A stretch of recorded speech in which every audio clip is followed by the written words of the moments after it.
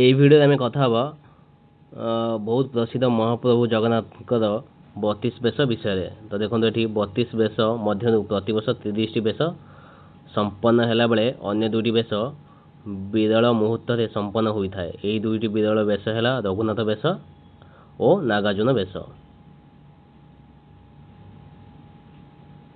ତ ଏ 32ଟି ବେଶ ନାଁ ହେଲା ଦେଖନ୍ତୁ ଅବକାଶ ବେଶ ବା ତଡ଼ପ ଉତ୍ତରୀ ବେଶ।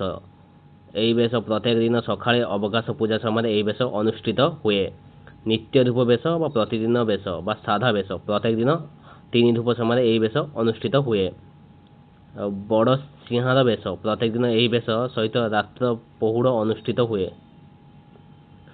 ଚନ୍ଦନ ଲାଗି ବେଶ ଅକ୍ଷୟ ତୃତୀୟା ଠାରୁ ଜ୍ୟେଷ୍ଠ ଶୁକ୍ଳ ଚତୁର୍ଦ୍ଦଶୀ ପର୍ଯ୍ୟନ୍ତ ଦୀର୍ଘ 42 ଦିନ ଧରି ଏହି ବେଶ ଅନୁଷ୍ଠିତ ହୁଏ।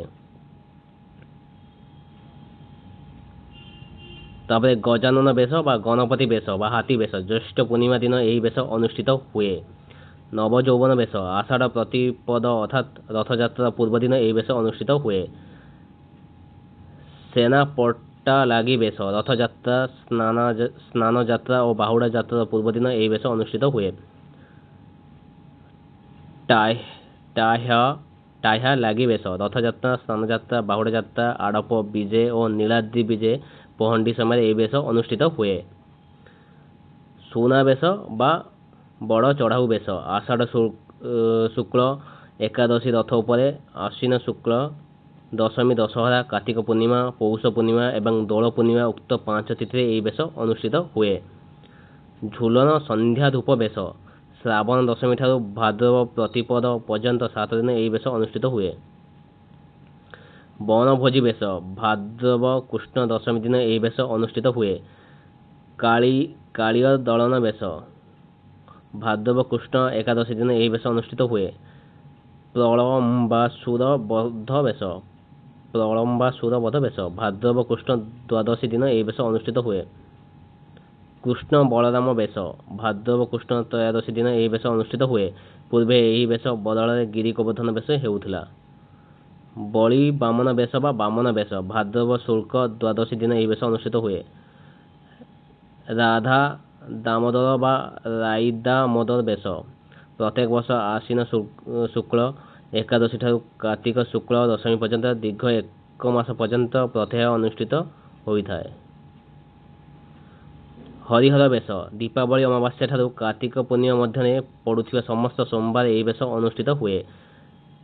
ଠିଆକିଆ ବେଶ ବା ଲକ୍ଷ୍ମୀନାରାୟଣ ବେଶ କାର୍ତ୍ତିକ ଶୁକ୍ଳ ଏକାଦଶୀ ଦିନ ଏହି ବେଶ ଅନୁଷ୍ଠିତ ହୁଏ।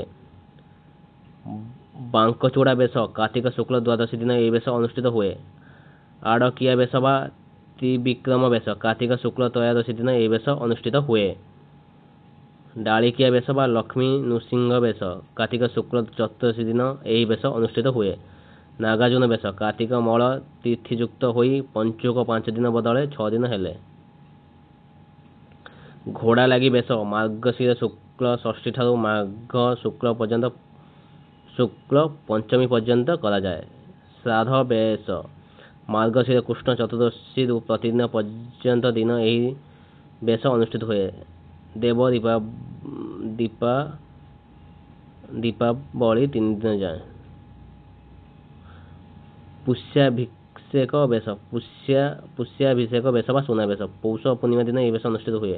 ନବାଙ୍କ ବେଶ ବା ମହାନାରାୟଣ ବେଶ ମକର ସଂକ୍ରାନ୍ତି ପୂର୍ବ ଦିନ ଏହି ବେଶ ଅନୁଷ୍ଠିତ ହୁଏ। ମକର ଚୌରାଶୀ ବେଶ ମକର ସଂକ୍ରାନ୍ତି ଦିନ ଏହି ବେଶ ଅନୁଷ୍ଠିତ ହୁଏ। ମକର ଚୌରାଶୀ ପଦ୍ମ ବେଶ ମାଘ ଅମାବାସ୍ୟାରୁ ପଞ୍ଚମୀ ମଧ୍ୟରେ ପଡ଼ୁଥିବା ବୁଧବାର ବା ଶନିବାର ଦିନ ଏହି ବେଶ କରାଯାଇଥାଏ। ଜାମା ଲାଗି ବେଶ ମାଘ ଶୁକ୍ଳ ପଞ୍ଚମୀ ଠାରୁ ଫାଲ୍ଗୁନ ଶୁକ୍ଳ ଦଶମୀ ପର୍ଯ୍ୟନ୍ତ ଏହି ବେଶ ଅନୁଷ୍ଠିତ ହୁଏ। ଗଜ ଉଦ୍ଧାରଣ ବେଶ ମାଘ ପୂର୍ଣ୍ଣିମା ଦିନ ଏହି ବେଶ ଅନୁଷ୍ଠିତ ହୁଏ। ଚାଚେରି ବେଶ ଫାଲ୍ଗୁନ ଶୁକ୍ଳ ଦଶମୀ ଠାରୁ ଚତୁର୍ଦ୍ଦଶୀ ପର୍ଯ୍ୟନ୍ତ ଦୋଳ ପୂର୍ଣ୍ଣିମା ପୂର୍ବ ଦିନ ଏହି ବେଶ ଅନୁଷ୍ଠିତ ହୁଏ। ରଘୁନାଥ ବେଶ ଚୈତ୍ର ଶୁକ୍ଳ ନବମୀ ରାବ ନବମୀ ଗୁରୁବାର ଶ୍ରବଣା ମକର ଯୁକ୍ତ ହେଲେ ଏହି ବେଶ ଅନୁଷ୍ଠିତ ହୁଏ। 1905 ମସିହା ପରଠାରୁ ଏହି ବେଶ ଅନୁଷ୍ଠିତ ହୋଇନାହିଁ। ତ ଏଇଟା ଥିଲା ଆପଣଙ୍କର ମହାପ୍ରଭୁ ଜଗନ୍ନାଥଙ୍କର 32 ବେଶ ତ ଏଇଟା ଆପଣଙ୍କୁ ଭଲ ଲାଗୁଥିଲେ ଲାଇକ୍ କରନ୍ତୁ।